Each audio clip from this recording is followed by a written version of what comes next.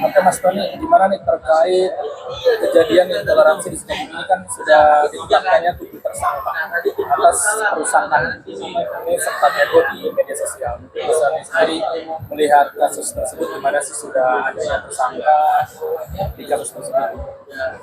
Ya, terkait kasus perusakan, ya. Kalau saya baca dalam berita, ya, keterangan Kapolda Jawa Barat Bapak Irjen Pol Rudi Setiawan, 7 tersangka yang dalam kasus dikenal oleh masyarakat intolerans, ya.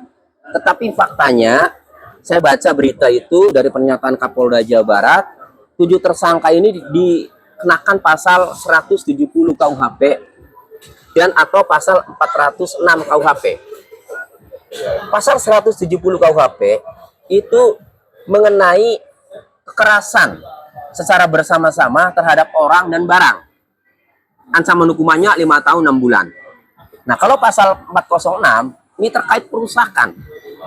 Ya, perusakan terhadap barang sehingga barang itu tidak dapat dipakai lagi, dan ancaman hukumannya itu 2 tahun 8 bulan. Nah, kalau melihat pasal yang disangkakan, pasal 170 KUHP, di mana ancaman hukumannya 5 tahun 6 bulan, maka penahanan yang dilakukan terhadap 7 tersangka itu menurut saya sudah memenuhi syarat formil, ya. Apa itu syarat formil? Ya, syarat formil atau syarat objektif, ya. Nah, apa itu syarat objektif? Syarat objektif itu, ya, orang atau tersangka yang dapat ditahan itu yang dikenakan pasal yang ancamannya minimal 5 tahun atau lebih. Nah, jadi mengingat 7 tersangka itu dikenakan pasal 170 KUHP dengan ancaman 5 tahun 6 bulan, maka secara objektif, ya, syarat objektif sudah terpenuhi. Artinya dapat dilakukan penahanan. Nah, tinggal syarat subjektif. Syarat subjektif ini subjektivitas penyidik. Bagaimana penyidik menilai 7 tersangka dari penyelidikan sampai penyidikan, ya. Karena syarat subjektif ini diantaranya khawatir. Penahanan itu dilakukan khawatir tersangka melarikan diri, tersangka menghilangkan barang bukti, dan tersangka mengulangi perbuatannya lagi. Nah, apakah penyidik melihat tanda-tanda itu? Kalau melihat tanda-tanda itu, berarti syarat subjektif juga ini terpenuhi. Artinya kekhawatiran penyidik ini dapat dimaklumi sehingga kemudian dilakukan penahanan. Itu. Nah, kemudian jika ada pertanyaan, apa bisa dilakukan penangguhan penahanan? Karena selama ini banyak sekali, ya, di berita bahwa sedang diupayakan penangguhan penahanan dari Kementerian HAM. Oke. Kalau menurut saya, kalau kasus atau perkara yang sudah menjadi perhatian publik, sorotan publik, ya, menurut saya penyidik tidak akan berani melakukan penangguhan penahanan kecuali, ya, korbannya itu mau berdamai.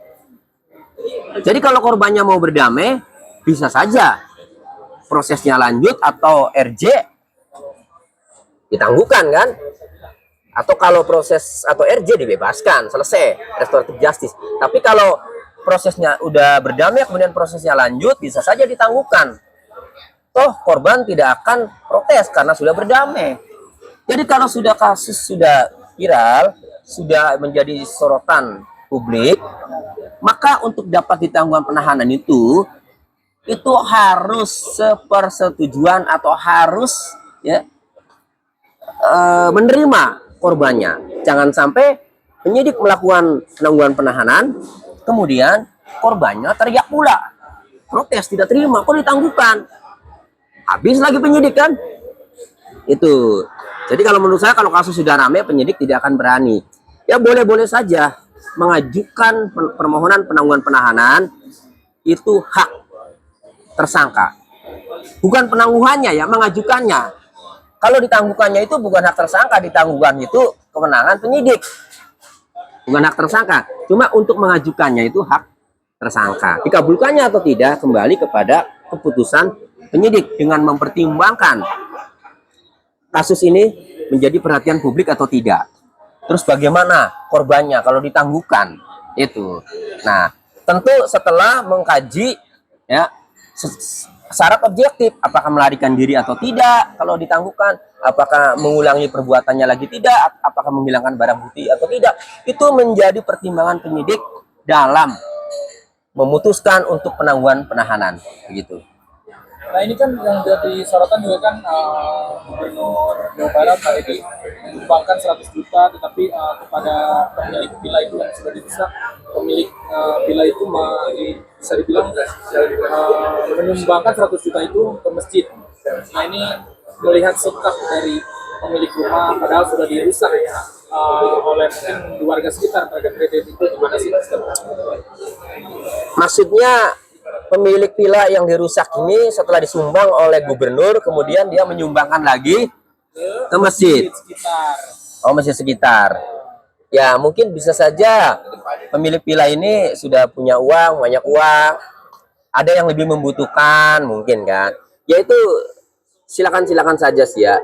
Ya, kalau untuk sumbangan apa itu kan tidak ada kaitannya dengan hukum ya. Jadi itu kembali kepada yang disumbang itu merasa butuh atau tidak, kemudian dia kalau menyerahkannya kepada orang lain ya atau kepada masjid ya, apakah memang dia sudah pikir matang-matang kan gitu.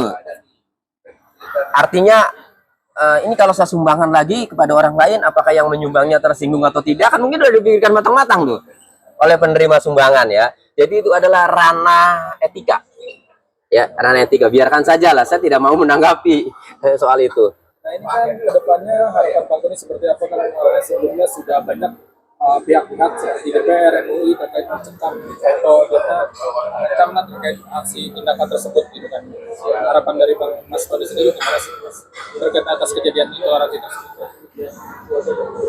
Ya, terkait tindak pidana kekerasan secara bersama-sama terhadap orang atau barang ya, terutama terhadap barang ya dalam kasus pembubaran ibadah itu ya, di tempat ibadah itu, menurut saya ini menjadi pembelajaran penting.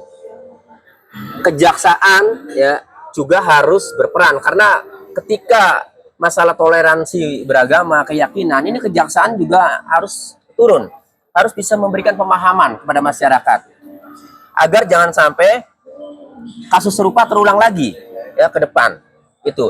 Kemudian yang kedua ya, dari majelis ulama ya, itu juga harus bisa memberikan pemahaman ya kepada masyarakat sekitar bahwa toleransi itu penting ya.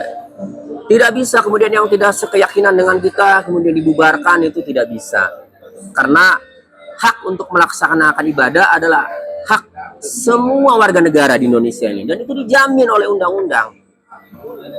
Oleh karenanya, supaya ini tidak terjadi lagi, maka pemerintah harus turun tangan, baik melalui Kementerian Agama maupun ya dari kejaksaan ya harus memberikan pemahaman, maupun dari Majelis Ulama Indonesia sendiri atau MUI harus bisa memberikan pemahaman bahwa toleransi itu sangat penting ya, harus saling menghormati ketika agama manapun sedang melaksanakan ibadah ya.